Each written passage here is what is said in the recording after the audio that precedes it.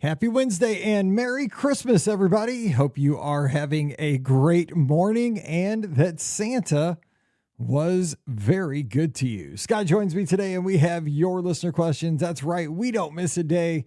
We're just like Santa Claus. We are reliable. We get some great questions today. Well, our first question is from, funny enough, S. Claus from the N poll. So stand by for that. And we get a great question about New Year's Eve at the Magic Kingdom. Also, when to book Disney Cruise Line for your best deal and best selection of cabins. And also, we discuss Festival of the Arts. This and much more on today's show. So don't miss it, even if you have to wait a little bit after the cookies and milk are gone. Don't forget, today's podcast brought to you by the Magic for Less Travel. We'd love to help you get to the Disney destinations here in 2025. For no additional cost to you, and when you book your trip with the Magic for Less, you are definitely supporting the Be Our Guest podcast, and we sure appreciate that. So check out all the details today over at themagicforless.com. Please also use our Amazon affiliate link, a great way to support the show. It just takes one click, so anytime you shop online, please just click through beourguestpodcast.com/Amazon. And thank you so much to our supporters over on Patreon. You guys make this happen. You can support us as well. It's just $5 a month, and for that support, you get a bonus show every week called Mike in the Midwest. Come over this week. We'd love to have you. Patreon.com/Be Our Guest Podcast. Ready to take a trip to the world? You found the Be Our Guest Walt Disney World Trip Planning Podcast. This is where your memories come front and center on our podcast stage.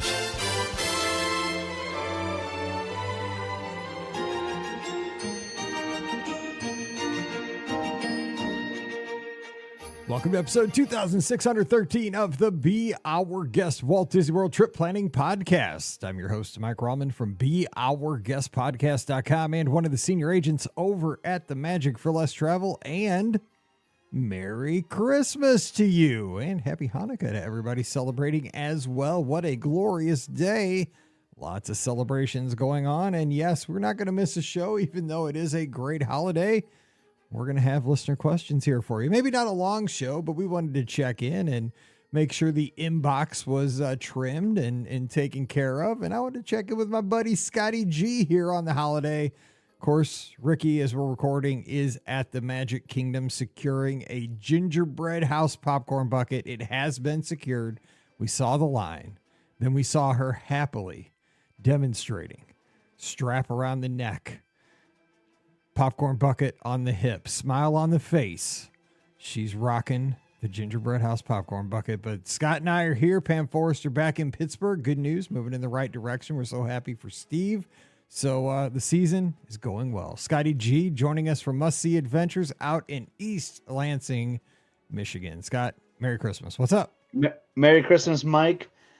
Man, just like I was just thinking about you. Like, did you get your chicken wings that you were craving yesterday? Like alternative, right? Because you go to Wing Zone or what? I can't remember what it was. Wingstop.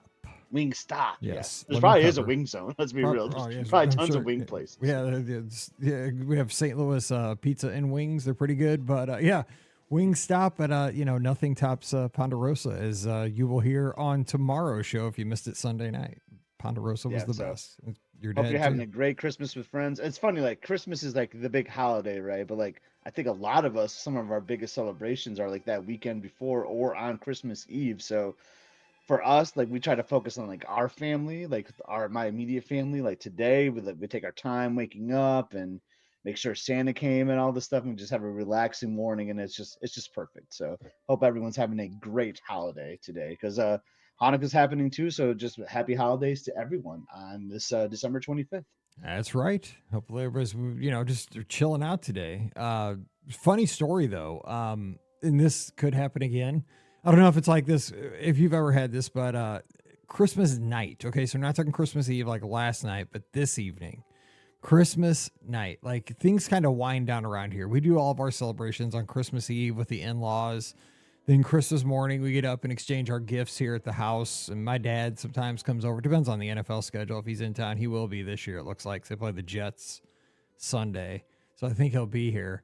So he'll come over, see us, and then we'll open our gifts. And then it's kind of really for us. Then we'll go over to my in-laws again later in the day. But we're usually done by like 3. Kind of Christmas winds down for us like in the afternoon. But then usually the girls want to go get something to eat like tonight, like Christmas Day night. And the thing is, everything's closed.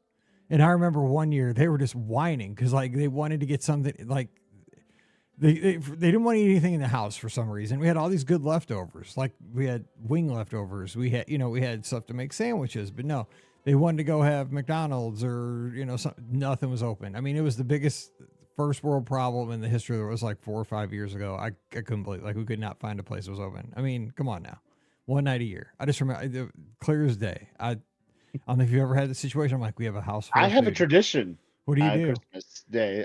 Some of our friends might know this that are listening, but I do go to McDonald's every single Christmas Day. Is it open though Christmas night? Maybe there's like a closes couple early. in the town. Like you have to be like smart about it. Like I've already started like doing my research, Okay, I looking was at gonna like say, hours. 'cause tell me about this.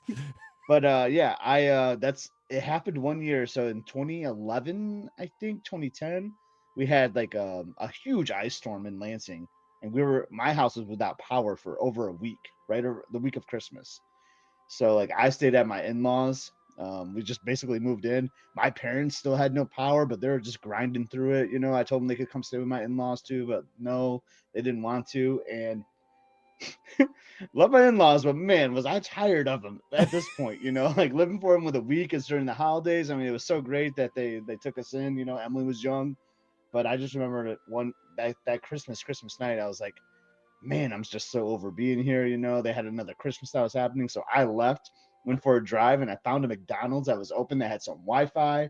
So I told my parents, come on over. There's heat, there's Wi-Fi, there's food. I know you guys have no internet. So we went to McDonald's in Okemos. And that I told you this on the live show. Like once you do something once, like in my mom's Gardner family, it's a tradition. So then the next year we had to go to McDonald's for dinner. And that didn't last too long with my mom, but I was like, that became my thing.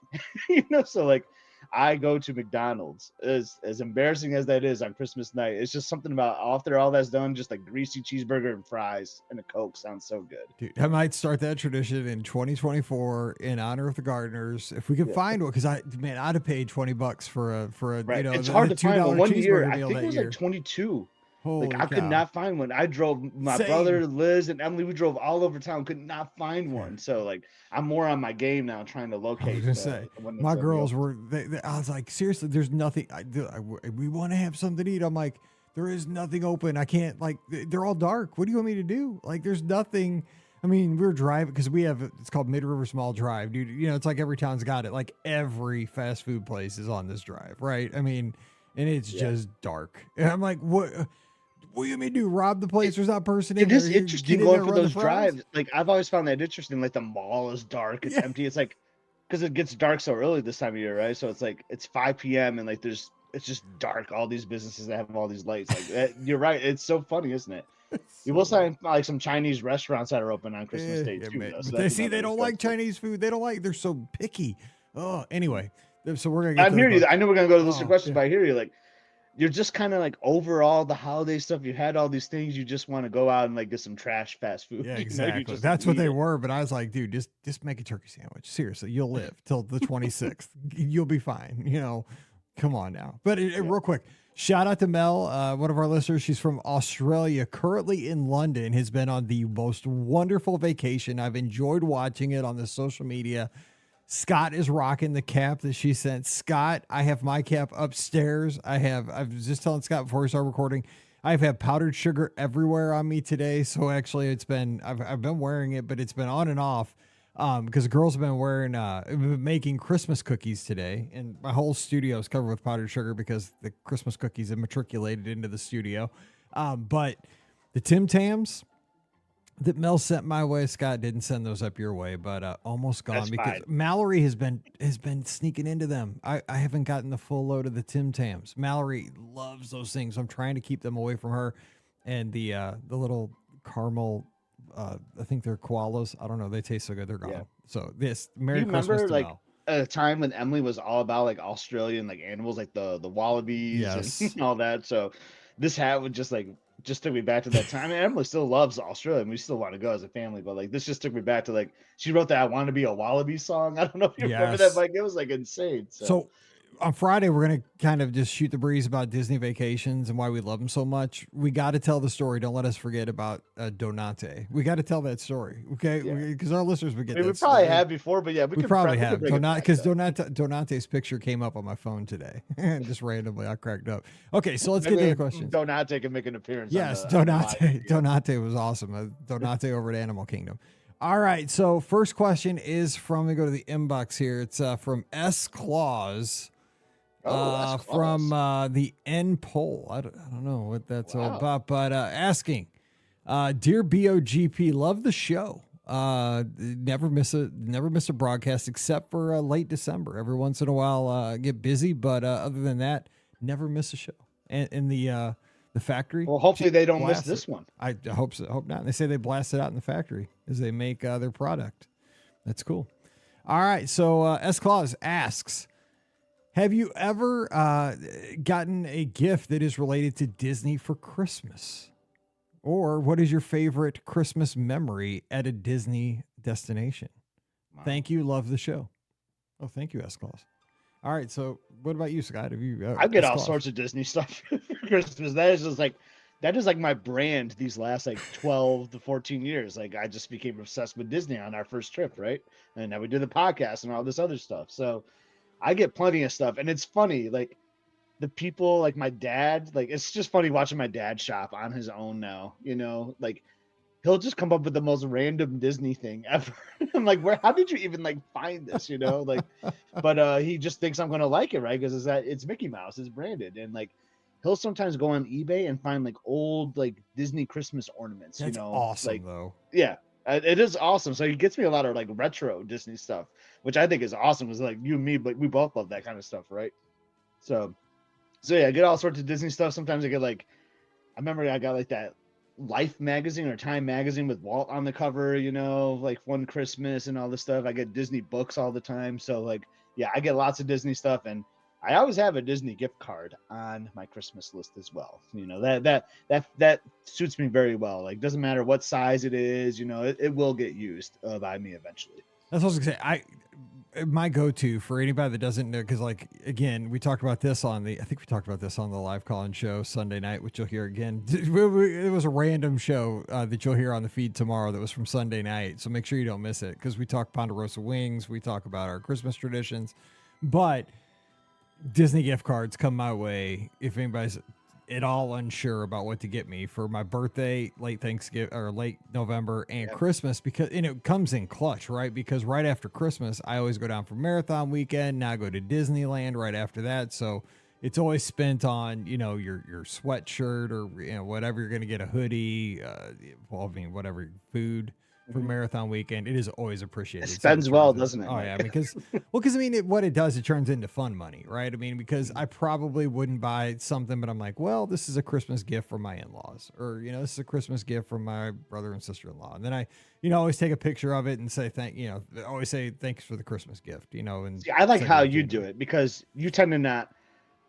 You spend that on something and you're thinking about it, like, oh, like my brother-in-law got me this. So yeah, that's how I always look this at it. This. Yeah, that's their See, gift. I'm bad about that, because me, I buy a lot of Disney gift cards before a trip, and like you pay down the room charges with it, so then it just gets bundled in with that, and then like I don't think of like a specific thing someone got me. So maybe I should do that more with like my gifts and use it on a specific item, so I can remember, like, oh hey, like my dad got me this for my birthday with that gift card. I like that strategy. Well, it's two different strategies. I mean, like, for example, in the Clubhouse over on our Discord server, we have that whole channel that's about travel hacks and stuff. And people are always posting, now you can get $500 worth of Disney gift cards for $430. And then you can get, X amount of savings if you use this kind of card. And you can really, if you multiply that over getting, 4 or 5 of these, you can save like $100. And that's such a tremendous amount of savings, but it takes a certain level of discipline to take advantage of that. But if you do, and you repeat that, you can save a lot of money. And see, I don't have the discipline to do it. And you do. I mean, it's the difference between us. Like, you do that kind of stuff. So many people do Cody's over there, a lot of folks, but you just kind of see it as like, you're like, you got spreadsheets, you're kind of like the accounting kind of person. I just kind of go as I go, I wish I was more like that, but this is my personality. All right. We got a question from Glim over on YouTube. How far in advance should I book a Disney cruise? Also, How long does your cruise level last? We went on a Disney cruise about 5 years ago. Oh, that's a that's an easy one to answer about your cruise level, right, Mike? You Yeah. want to give that answer first? Well, so they just changed that last year, right? And isn't it like you hang on to it for wasn't it 5 years? I haven't paid attention that close. You I lose thought your it at cruise level status? lasts like forever, doesn't it? Or No, did that no, change? no, no. Oh, If you don't sail all within, right. Well, yeah, good thing I didn't answer yeah, it. no, they changed it last year. If you don't sail within 5 years, you lose your status, I believe. Oh, Yep, you got to sail every okay. 5 years, or else even if you're like platinum, you go back to zip. Interesting. Okay, They good to got know. you. Yeah, so it's a good thing.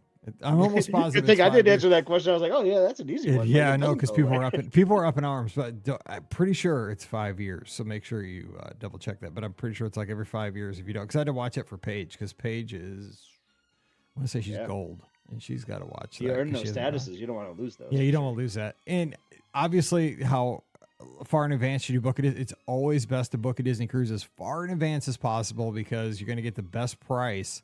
You just got to think of Disney cruise and any cruise, honestly, is supply and demand, right? There's X amount of staterooms on a ship.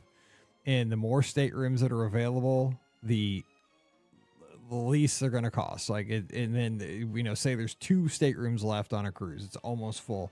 Those staterooms are in high demand. It's going to be very expensive. So you want to get in on it when there's tons of staterooms left. The prices will be lower. And plus, you'll have more choices for where you want to stay in every category. Better. Yep. Inventory's better, and you got more options. So book as far in advance as you can. And I'll say the most painful part about that is just waiting. Yeah, Then you gotta wait yeah. a long time. But Which that's why you should always have 2 or 3 cruises booked at one time, right? But I mean, okay, so let's do the reverse psychology on that too. There's also an advantage to booking last minute, right, Scott?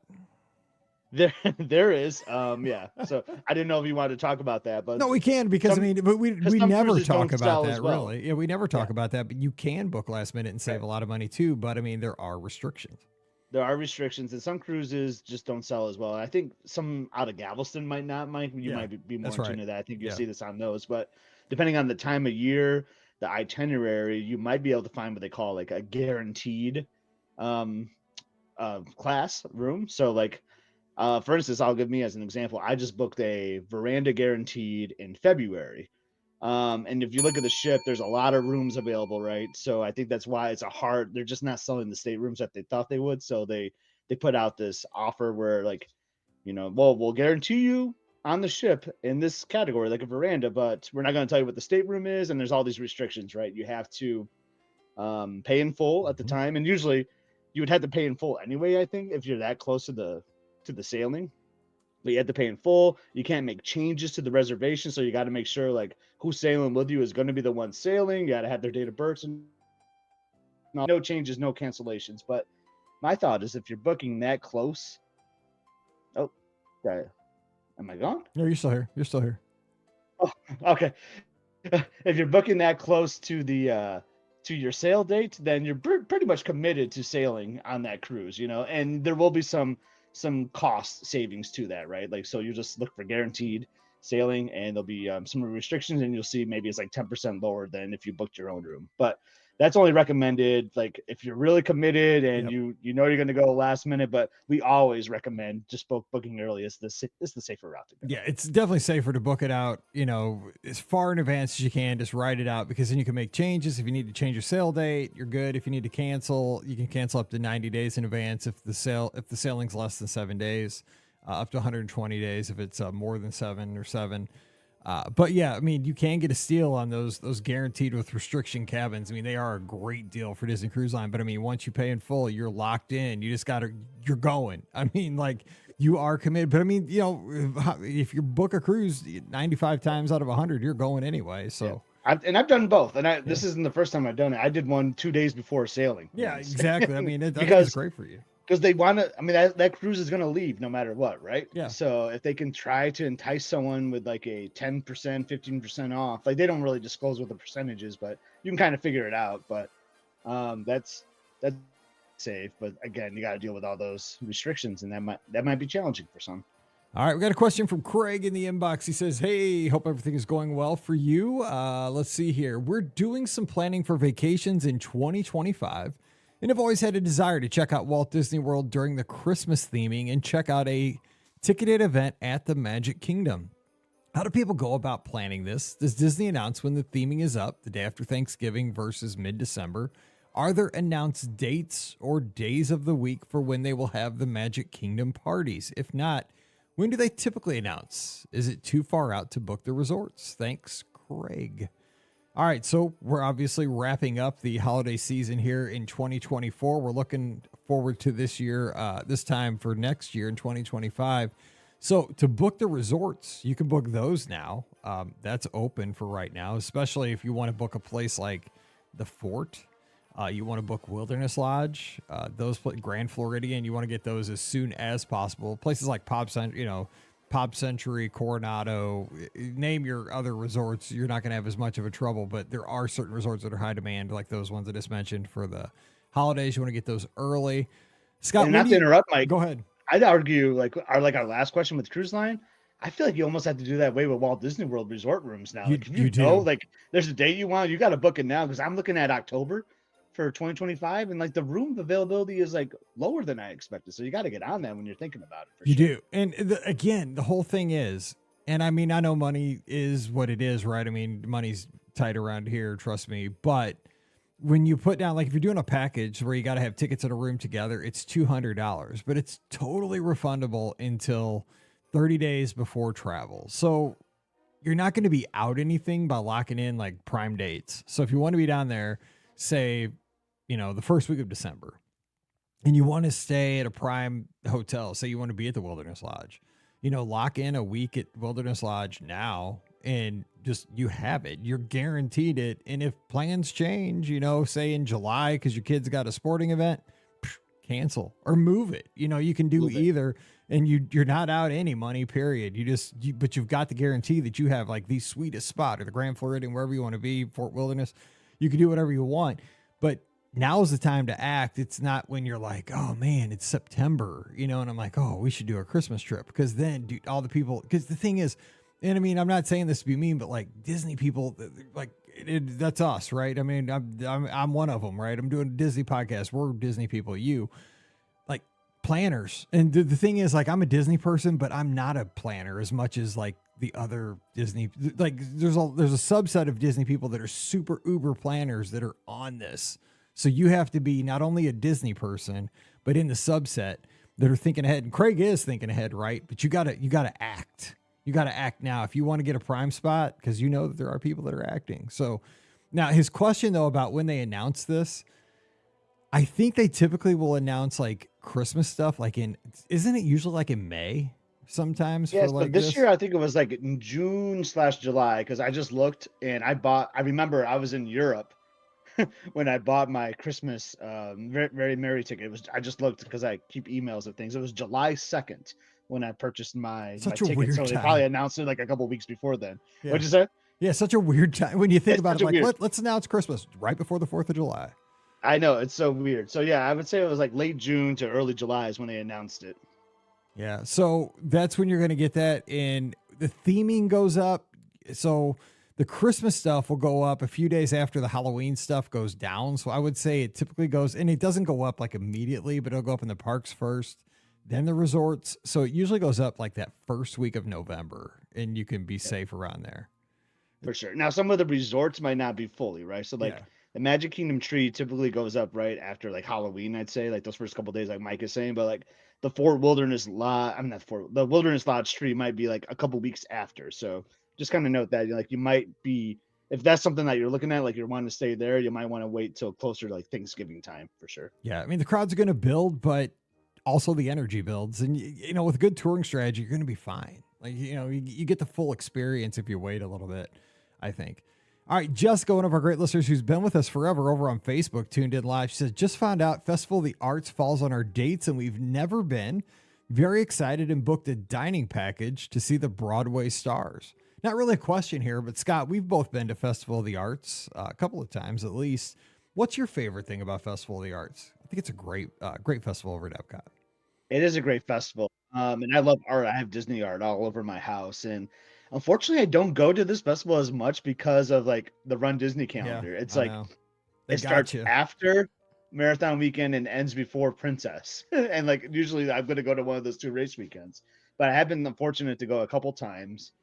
And yeah, I just love seeing the art around. Like the sidewalk chalk is one I think a lot of people talk about, right? You'll see these live artists just like in the walkway to World Showcase. I'm sure it has a name. I don't know Mhm. why I always call it like in my family we just kind of call things our own things sometimes. And I call It's that the the walkway to World it's the Showcase. connector.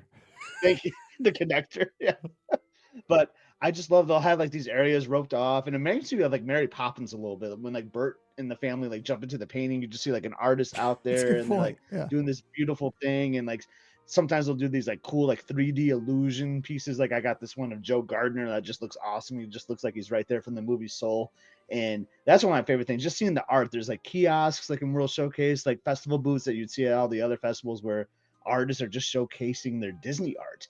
And as Disney fans as we are, like we just soak that up, right? Like I was like, I just worry, like, how am I going to get some of this stuff home? So I definitely buy some smaller pieces with them there, but they have gigantic canvases of art too. It's just, if anything, it's just fun to look at and just be amazed by their talents. Along with that, like I love the sidewalk chalk art. For one thing, is that it's temporary and that it is so stinking good. I'm like, why would you create something this amazing on the ground that when it rains or It's whatever is gone. going to be gone?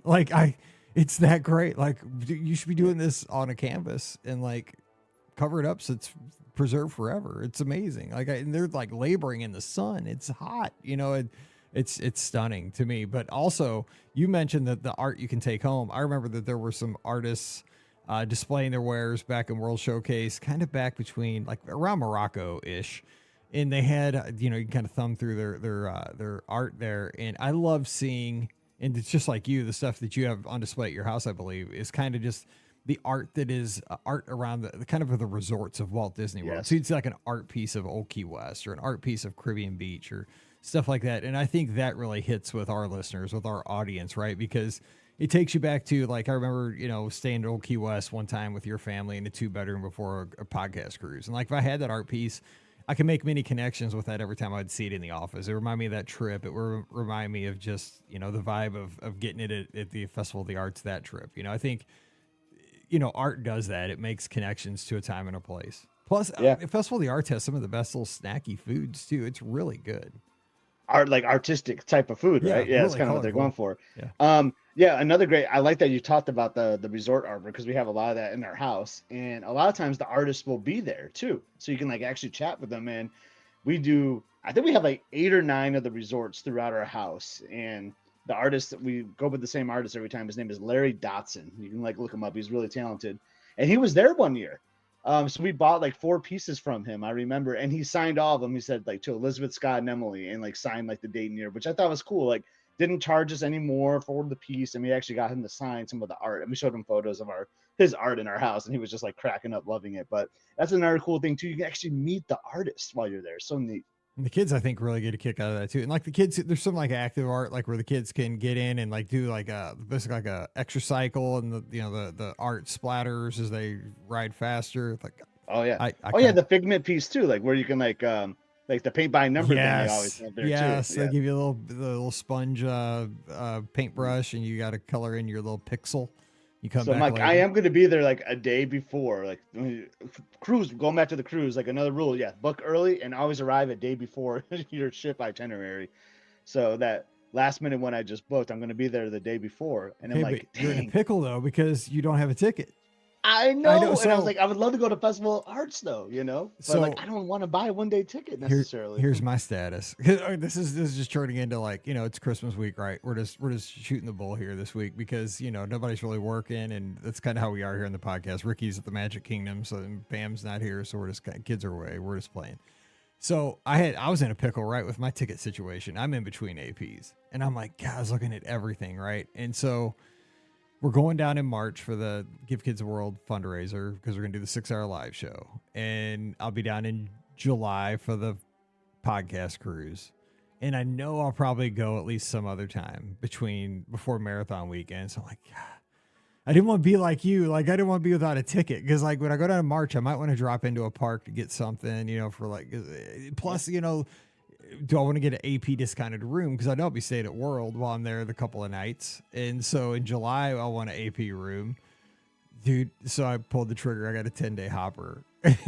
instead. Well, because the thing was like when I went to buy a 4-day hopper for marathon weekend, I was like, dang, a 4-day hopper is so expensive. So then I was like, Yeah. I'm just going to get a 10-day hopper. And then when I get there, I'm just going to upgrade it to an Just AP. upgrade it. And Yeah. the thing is, I'm using my Disney Visa rewards points. I have enough rewards points to pay for my AP. So Nice. I'm looking at it as it's play money. Because, Yeah. but I mean, I could use it. I mean, a responsible person would use that to pay down my Coronado Springs room. You know what I'm saying? But I'm going to use my credit Right. card to pay for that. So Do you think, here's a listener question because I'm a listener. Do you think your girls then, are going to go to the parks over the cruise then or not? no, probably Like, will they not. get a No, ticket? see, probably not. That's the thing is we probably won't go to the parks. But if, say there's like a popcorn bucket, I could hop into the studios, buy a popcorn bucket, and pop out. There you go.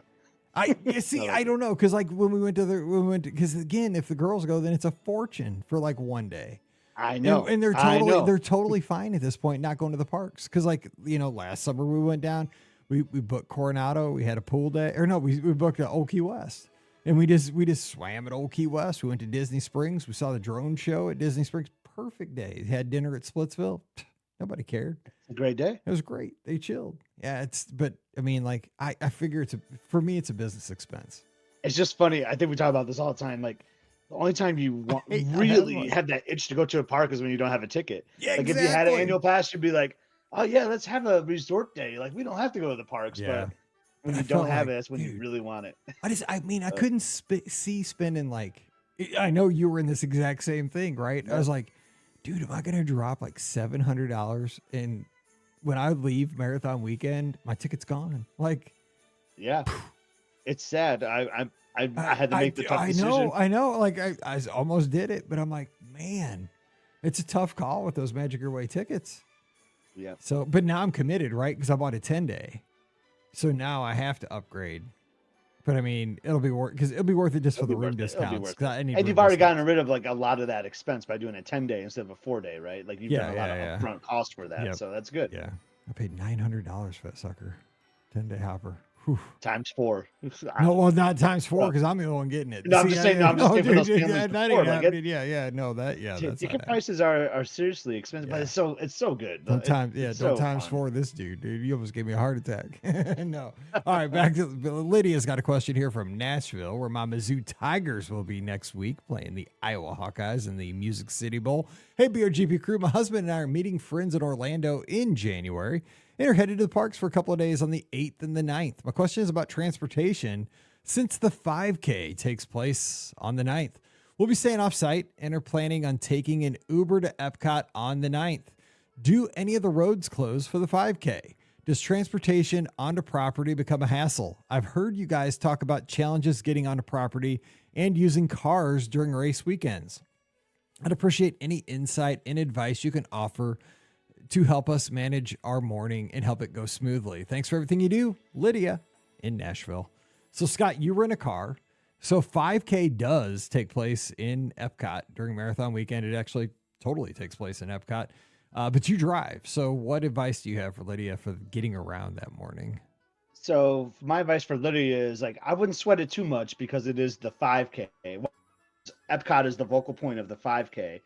The race starts so early, right? So it's a 5K that starts at 5:30, and there is no time constraint. So like it might take some people like a couple hours to do. So say the race is wrapping up by 2:30, but the road closures should be done by then. It's just the road closures around that area. So I say you're fine because Epcot's probably not going to open till like 9 anyway that day. So I personally think, Mike, and you can chime in. I think they're going to be fine the day of the 5K because most of that race stuff and the road closures will be done by the time they get there for park opening. Yeah, the day you got to really watch is Saturday and Sunday. The half and especially the full. That's when it becomes a nightmare for people driving around property. But yeah, the 5K you should be good. I would totally think you're fine. Because it looks like only 8th and 9th were the days they were worried about. So yeah, good call out though. They do go beyond that, like the half marathon and marathon day in particular. Like those are nightmares. Yeah, because when you you're almost running, want to like park at a resort or stay on property and then just take a Yes. bus somewhere. Like I would almost avoid driving those days.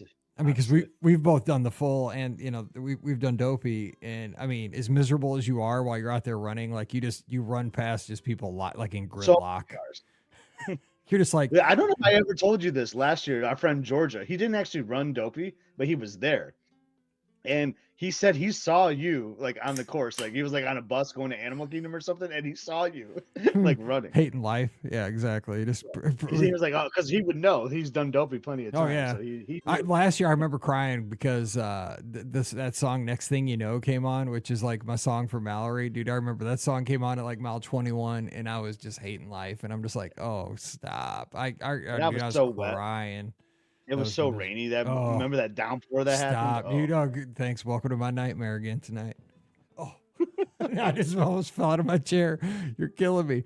All right, we have another question from. it's Christmas. It's all right. Like Hey, you had a little spiky eggnog there, exactly. Mike. We gotta call Steve and do the Christmas shot. I think tonight. Oh, We gotta yes. maybe we can do that.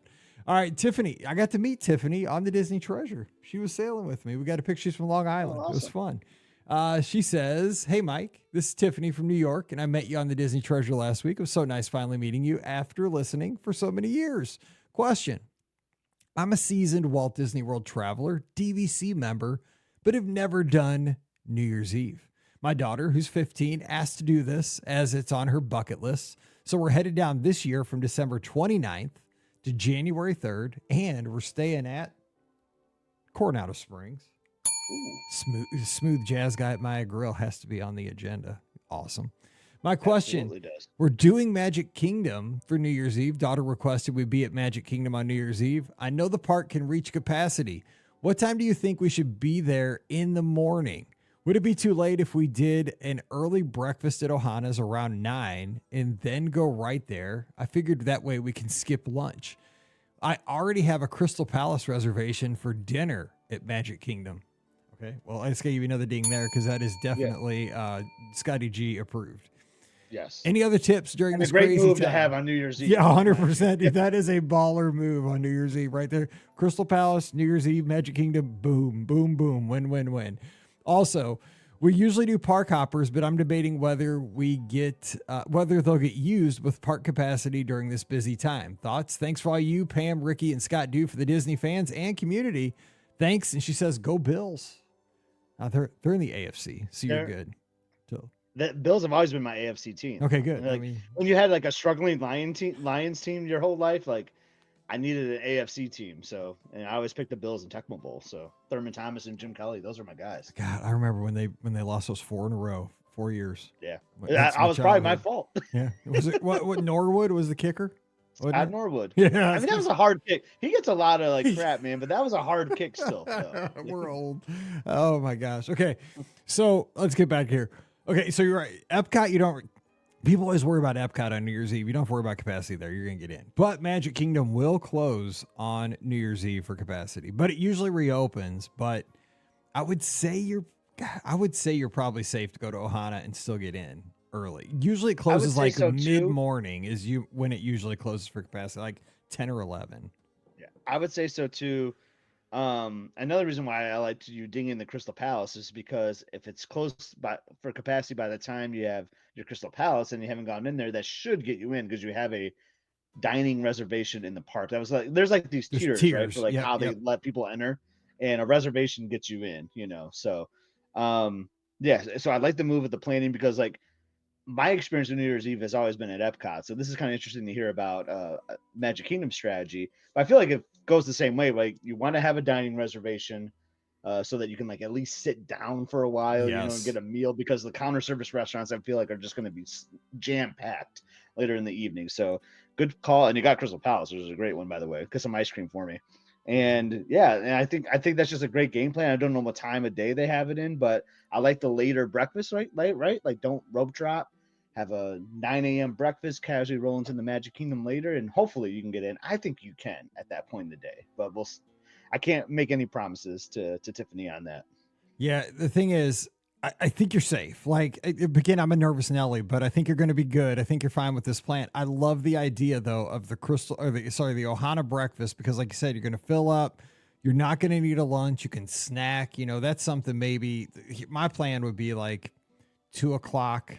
Your daughter, yourself, corn dog nuggets, split them, as you're cruising around. I mean, that's like a good, like it's not really a lunch, but it's like a good snackable, shareable lunch. Or, I'd get a cream cheese pretzel over at the lunching pad or something, not like a full lunch, like something you could just, I've never had the cheeseburger egg roll. Maybe I get that for my lunch. I don't have to get like a full on meal and go on, because then, like Scott said, it is, because you're going to be for the long, this is going to be a long haul day. Right. And so that being able to sit down at say 5, 6, 7 o'clock at Crystal Palace and get a square meal and be able to kind of stretch it out. That's the thing we've done. Cause like we've usually been at Epcot, and like Scott said, in the situation, a lot of times for some reason, we've always been at Chefs de France. That's where I always go. Dude, New Year's Eve. I don't know why. Dude, we're always there. Independence Day. That's where I always go. We're always we did France. Tempanetto one year, I remember. We did. But we are the Kings, because we're always with like the Foresters. Sometimes we're at the Martins. We're like with a big group. Like, see, one year we were like, God help us, like the whole podcast group. We had people from all over the world. Like we were with people from England, and because remember, like Malcolm was with us. Malcolm's family. We just kept picking up people, man. We had like a crew. But I had this thing on New Year's Eve where I always give everyone like $5 so they have like money in their pocket. That's like a good omen to have money in your pocket when the ball drops. And I remember I'm glad I had enough $5 bills, because I took a bunch out and I was just handing them to everyone, because like everyone kept tagging along. That year was crazy. I had the Wookiee hat on. I remember that year. But like we're the kings of like at that age. I'm just saying, at the dinner ADR, if you have one, and you should have one on New Year's Eve, dude, stretch that thing out. Like eat slow, because it's just good to be off your feet. Because the weather can be cold like that night, and like you're in a place where it's warm, you have restrooms, and I'm telling you what, those parks can be packed. Like you're waiting in line sometimes for restrooms. You have like unlimited beverage refills at your dinner. Take advantage of the amenities for 90 minutes or so, and then back out into the wild.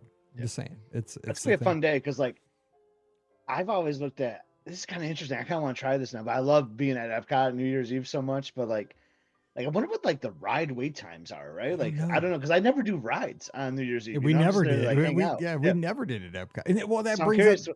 Would you get Lightning Lane?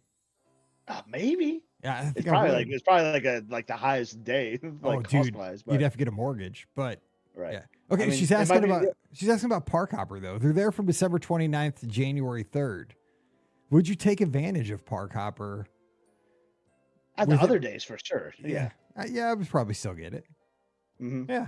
I always find value in Park Hopper. Even on this last trip, I had Park Hopper, and I knew there was a day we weren't going to hop, but I knew there'd be other days that I want to. And that's the thing. You can't it's an all or nothing deal when you purchase the ticket, right? So I was still encouraged getting the Park Hopper for that trip. And Tiffany, I think you and your daughter are going to have an awesome time on New Year's Eve. Like, I want to hear how this goes, because my perspective has always been Epcot. So I want to hear what it's like in the Magic Kingdom on New Year's Eve. It's got to be a blast. I know we always go to Epcot because you got like the silent DJ in Japan, and you got the bands. And I kind of want to have a glass of champagne at the toast. I mean, to toast at midnight too, so, and yeah, it's a nut house. It's like my favorite thing though. Like is. I was there this year, 2024 on New Year's, and it's the most fun. Man, that's like the most fun I have at Disney. It's not even like Disney though. It's what's weird. It's just being in a club somewhere. I don't even know. China's got the fire breathing dragon guy. Yeah. But it's just everyone's having a good time, and I know it's gonna be the same way at Magic Kingdom. I think it's just gonna be more like family friendly than Epcot. But they do have like a DJ in front of the castle, and like it's not playing Disney music; it's playing like techno. I know, because I've seen that at the 24-hour day before, and I'm like, what is this? There's like awesome. A DJ like where the Country Bears are, like a Country Bear Jamboree. I'm like, what is this guy doing? This is the Magic Kingdom. Yes, I've been there for like, I don't know why. Well, like when I don't think it was New Year's Eve, but I've been there for nights where they've been playing like techno music in the Magic Kingdom, and it's the coolest vibe ever. You're just like, where am I? Yeah, that's the thing. You just got to go into it knowing that this is going to be, this is not going to be your typical Disney park day. It's just going to be, but you're going to have all the attractions and characters and all that stuff. So it's going to be awesome. Absolutely. And say hi to Tigger for me on New Year's Eve. Absolutely. All right. We're squeezing in one last question here. It's from Ashley. Hey, Mike and Peeps.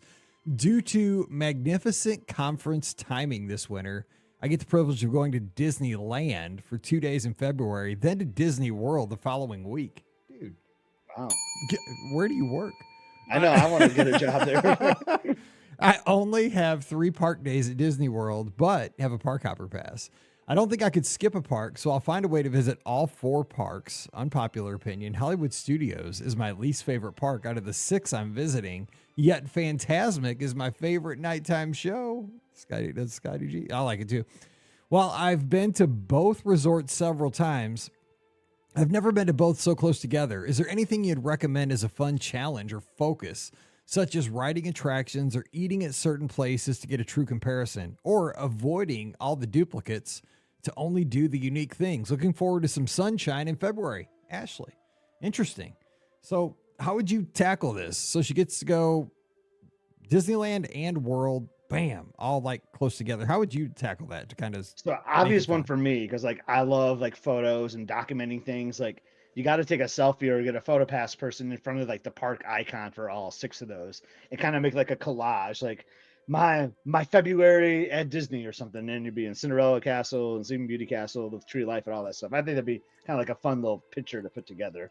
Yeah, Go ahead, Mike. I know. I'm just saying. I mean, I don't know what the challenge would be though. Like, I mean, I guess you. I mean, that's not a challenge, but that's something I would. No, wanna, no, I'm just 100% thinking about a that's something I document. would Yeah, wanna do. exactly, exactly. But what would you like? I mean, because it's a work conference. Like I mean, the challenge could be like, let's do all the rides, right?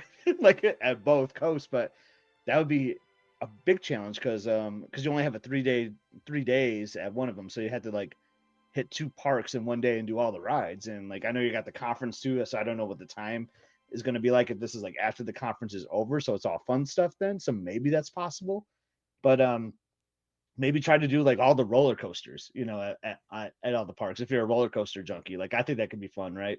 Just brace yourself for Matterhorn. But that could be like a fun thing, right? Like I just did all the Disney domestic roller coasters in like a 1 to 2 week period. That'd be a lot of fun. Yeah, I would I would just do I'm with you. I would do as much as possible, and I would make sure. I think Ashley is more, because Ashley's one of my guests at the Magic for Less. I think she goes to World more than Land. I think so. I would really try to get that. Again, I'm looking at it from my perspective too. I'd try to do all those uniquely Disneyland things as much as possible while you're out on the West Coast. Like I do the subs, I do Matterhorn, I would do Storybook Canal boats, pirates out there for sure. A Haunted Mansion, I'd definitely take advantage of that because all the changes that's gone through, just to see the queue, because they've redone that. I don't know about Tiana's in February. Dude, I do not like getting wet anymore. And reports, especially at Disneyland. I know, because so you told me how you got wet on Splash out there, and I've heard that you still get drenched on that version out there still. And I don't know, man. I'm probably not doing that in January. I do not want to get soaked. I'm not into that anymore. I'm not about wet shoes and all that socks. And I don't know, man. I'm really debating that. I hate that anymore. But yeah, so like maybe get an ADR from Blue Bayou, maybe eat at Cafe Orleans, just places that it's really hard to replicate that at World. That's where I'd probably focus. Like I've never been to Lamplighter. I'm really looking forward to that when I go out to Disneyland in late January. Lamplight Lounge, yeah, it's an awesome spot. Lamplight Lounge. Never been there. California Adventure. Is worth but I'm it. guessing It's really since good. it's a work conference, Ashley's probably gonna be by herself, so like that always makes it like easier in a way to like knock all that stuff out, right? Like you can do like a single rider more, like you work at your schedule. So if you're like fast paced, like I got to get all this stuff done, like there won't be like a teenager slowing you down or anything like that. So I think Ashley can get a lot done. Or like me when I was on the Treasure, when I was running the 5K and I got done, the couple we were eating dinner with, her husband was running the 5K, and then she comes out to meet him. She's like, where were you? I was like, what are you talking about? There was like a conference meeting this morning. I was like, oh, really? I was like, I was running the 5K. Sorry. It's like, it's a beautiful day. It's a beautiful morning to run a 5K. It's a beautiful day here, exactly. I was like, I know all that stuff. I'm good. I book a lot of Disney Cruise Line. I'm good. We're good. I know all about that. I know all about that shit. It's fine. We're good. I do a podcast. Which sometimes we do have to count on our audience to answer. Exactly. Yeah. I'm like, we have thousands of listeners that back us like up. the Magic Kingdom New Year's Eve. I was kind of honestly a little stumped on that one. Like, and I totally just dropped the ball on that one. I totally missed that because that's why we need to hear from Tiffany how that day goes. 100%. Sure. Tiffany's probably cracking up because I'll guarantee you she was there at that Castaway Key early morning thing. I was there. I went to the treadmill as soon as Census opened at 6 a.m. Then I was scarfing down about 100 Mickey waffles. Just then I was just debating whether I could keep the Mickey waffles down for 3 miles out on Castaway Key, but it was beautiful that morning. It was great. Anyway, we got to get out. It's Christmas and we got to get back with our families, but we'll be back on Friday and we're going to just Scott and I are going to hang out and tell some stories. We're going to spin some yarn about Disney trips and stuff like that. And kind of like we were just talking about today. So come on back and just hang out with us as we wrap up Christmas week here in the States. So don't forget our show brought to you by the Magic for Less Travel. We are still standing by to help you plan amazing Disney vacations, Walt Disney World, Disneyland, Disney Cruise Line, Adventures by Disney. The best part, no additional cost to you. Check out all the details today over at themagicforless.com. Please also use our Amazon affiliate link as you do that online shopping. It's one extra click and it supports the show each and every time. BeOurGuestPodcast.com/Amazon. And thank you to our Patreon supporters. You guys made our show possible in 2024. And we hope that you continue to support us in 2025, just $5 a month. And you get a bonus show every week called Mike in the Midwest. Come over this week. We'd love to have you. Patreon.com/BeOurGuestPodcast. You can follow me on the social media at BeOurGuestMike. You can follow Scott at EpScott, but also check him out at Must See Adventures on YouTube. Hit the subscribe button. Make sure you do that. And Scott, what's happening over there this week? Give everybody a little All right, so heads up. we should be able to watch our video in Santiago, Spain. And I told Mike, like, I want to start cranking these out. I got lots of content, so I'm going to try to post a C day here soon. So hopefully you'll have 2 episodes by the end of the year, which would be exciting as we go into 2025. That's right. Get those elves working. See if you can talk to S. Claus that emailed us. Yeah, earlier. S. Claus in the end poll. Yeah, I need The to. I end need poll. to That's exactly. see if we can what have some help here with some Exactly. editing. I mean, they're apparently they'll be not so busy after today. I think That's Maybe- right. Maybe they have. But they deserve a break, though. I don't think they want to that's jump true. in and like. Buy them some McDonald's, and maybe they're good with I don't know, like what Final Cut. I don't know, whatever you use. I don't know what the program is. Oh, Maybe they're I don't even know what it is. I was gonna say, I don't know It's what like, the I think it's program like an old. It's like an iMovie for Windows or something. Okay, I was Like, gonna say maybe they're proficient. I don't know. maybe that's why I'm not so good at it. Yeah. So who knows? We'll have the live call show this Sunday night. We'll have a good time. Give us a call and just hang out with. Oh, he missed the field goal and the blue. Not that I have bowl games on here in the studios. We're recording the shows, but man, could have just won the bowl game on the blue turf and missed the shot. But yeah, join us this Sunday night. We'll have the live call-in show at 7 o'clock Eastern, 6 o'clock Central. We want you to be a part of the show. Give us a call. We'll talk Disney with you. It's the Christmas week. It's Christmas Day as you're listening to the show. I mean, come on, we're having fun. So for Scott up in Michigan, I'm Mike here in Missouri. You guys have a very, very Merry Christmas. We'll be back in on Friday. So until then, stay safe, stay healthy, and we'll see you real soon. You've been listening to the Be Our Guest Walt Disney World Trip Planning Podcast. If you have questions, comments, or would like to be a guest on the show, please visit our website at beourguestpodcast.com. Thanks for listening, and we'll see you real soon.